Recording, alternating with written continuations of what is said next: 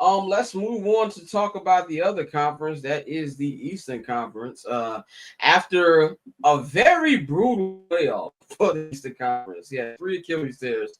Started round 1, Damian Lillard got tore his Achilles against the Pacers. Round 2, Jason Tatum tore his Achilles against. And remember, the Pacers had multiple Achilles tendons tears on their team. Yep, they did. James Wiseman, first game of the season. Isaiah Jackson, and now Tyrese Halliburton. The third. Didn't even know that James Wiseman was on the Pacers. Well, yeah, because he tore his Achilles the first game of the season, and they cut him. Well, that makes a lot of sense. And I definitely wasn't watching the Pacers on game 1 of the season. Scott, crazy thing. All the players that tore their Achilles in the NBA this playoffs all wear the same number 2. Yeah, I saw that. Keep your third eye open. And then we got Jason Tatum got hurt, and now Tyrese Halliburton last night, man. Me and Pappy were laughing at the Magic last week about all them picks. They look like some very smart niggas right now. I'll say that much about them. The East, man, I think to me, we got to talk about the Pacers' future and the future of the East. You got to automatically take out next year. Tatum and Halliburton are not going to be playing. Like, at the earliest we going to see them niggas is 2026, 2027 season, which obviously ain't too far away, but in basketball years it is. And I just feel really bad for them because, okay, stop this, Orlando. Bulls might be a what? They're never going to be a 5th seed again in my entire lifetime. I just want to put that out there. They are going to be forever in the play-in hell. But they're never going to be a 5th. I will never see this team actually host a playoff series without earning it through play-in ever again. But we're not here to rant about the Bulls. So what I was saying is the Eastern Conference, I think we're going to see a lot of movement this offseason from a lot of Eastern Conference teams making moves that we didn't expect them to move because it was already wide open this year, which didn't really feel that wide open to the playoffs coming. You saw, the Celtics bleed. But now it's going to be really, really wide open where I think you're going to see even teams who are hurt. I don't see the Celtics being quiet this year. I don't know a move they're going to make, but I don't see them being quiet. I don't see Indiana being quiet at all either. Indiana, for the first time, and I think in their history, they're in the apron. So they're going to spend money. They're going to double down. The first time since 2005. First time, okay, 20 years ago.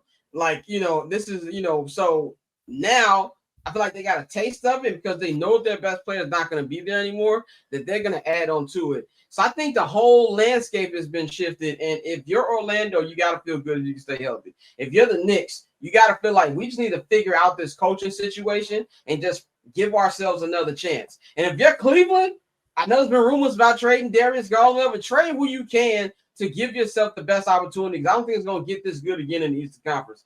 Pat, what do you think about the future of not only the Pacers, but also the future of the Eastern Conference next year? I mean, the first thing I said when I saw Tyrese tear Achilles was damn. And the second thing I said was, yeah, Giannis, you're not getting traded. Like, Giannis, you're staying in the conference. And the second that's a wrap.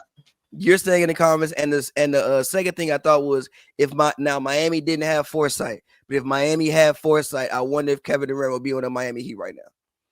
Because if you could put a KD on this Heat team with, Patrick O'Reilly wasn't C now, and still thinks he's Italian. Literally, yeah. I thoroughly enjoyed the Lebatard spending an hour and a half today explaining why Pat Riley needs to retire. That was a great entertainment, bro. But I mean, yeah, the conference is wide open, bro. Like, I mean, regardless, even without Hallie's injury, regardless, if you look at the Celtics, I think the Celtics will be a good team still next year as long as they don't make too many trades and like completely try to duck the tax. Granted, they got new owners. You never know what the new owners might want to spend or not want to spend. But Tatum is not going to be there, so they're not a championship level team. But they can still be a good team, definitely a top 5 team in the conference. I don't think they'll fall back to like 7th, 8th, but they've definitely come back to the pack more. And even regardless, if you look at how the Knicks played them last year, they definitely, like Scott, like you said, they bleed. They definitely bleed. Then you look, if I'm Detroit, if I'm the Pistons, why the hell can't I do what the Pacers did? I mean, we got a young star. And that's another thing, too. They got to keep adding, though. No, I mean, facts. I mean, like, but even still, we got a young star, Cade Cunningham, who performed in the playoffs, who I think Cade Cunningham has first team All NBA MVP level talent. So if we got that already, we just need to keep adding. Like, what what can we add to get better? If I'm the Magic, oh my God, let's go for it. Even if I'm a team like you said, Cleveland, if I'm Miami now, I mean, I got Hero, I got Bam. Fuck it, let's try it. If I'm the Hawks, like a healthy Hawks team with Jalen Johnson coming back, you still got Trey. You trying to figure, you got how you pronounce his name? Ricochet, second year. Like, it's so many teams where I'm like, yo, if I just looked at what Indiana did, like they just went on a magical run, shit, and we got teams like guys out. Why can't I? Even if I'm Giannis now. Granted, I know we don't have Dame, and like I know it's gonna be tough. But if you Giannis, you gotta feel like you can go in that Milwaukee front office like, hey, look, nigga, I'm here. Y'all better make some shake. I mean, literally, yeah, like, yo, if you give me a couple of guys, I'm me, bro. We could at least get to the second round conference finals. I'm me. So yeah, I think the conference is like as open as it possibly can be. I think it'll be an arms race, and I think they do have Dyson Daniels, facts. And like, yeah, if you any team in the East that got to the playoffs, so it was like a fringe playoff team, you got to be licking your chops like, yo, if they can do that, why can't I? Yeah, and then I think it's like what Bang said. Bang been saying this for almost a year now. Real GMing back.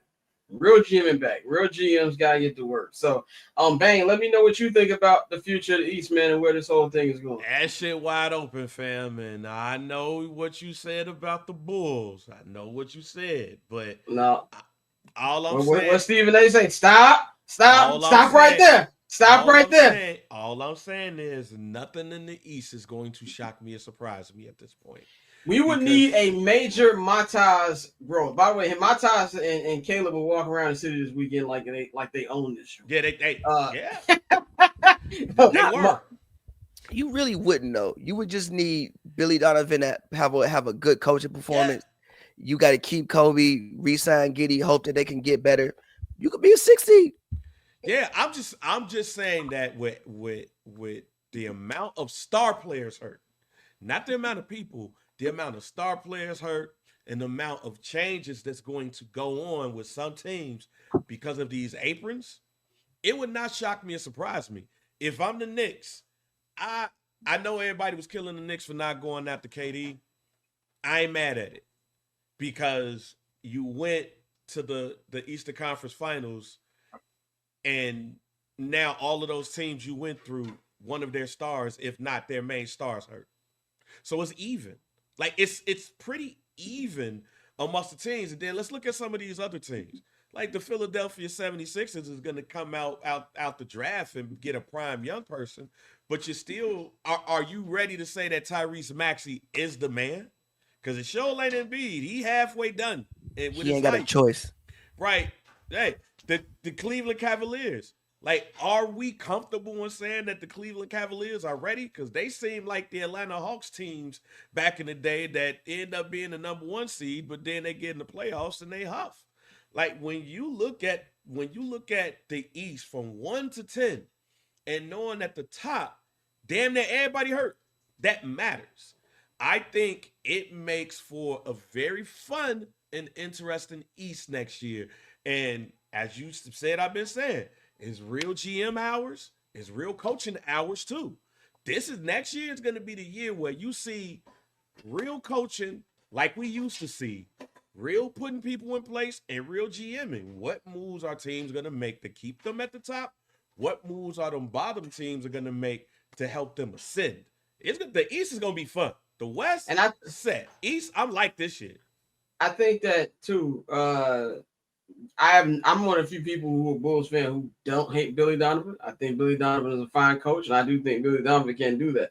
But it would require AK to put down his Portillo's order and actually be a fucking general manager.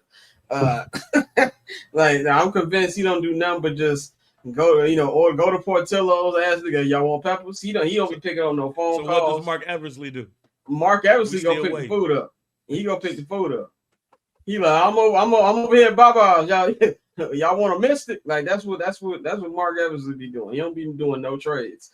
So it would require for them to do their job to do that. But Tosa, take us on this topic. What's your feelings on the East in 2025, 2026? Like Bang said, it's gonna be fun because we don't know who the hell is gonna do anything.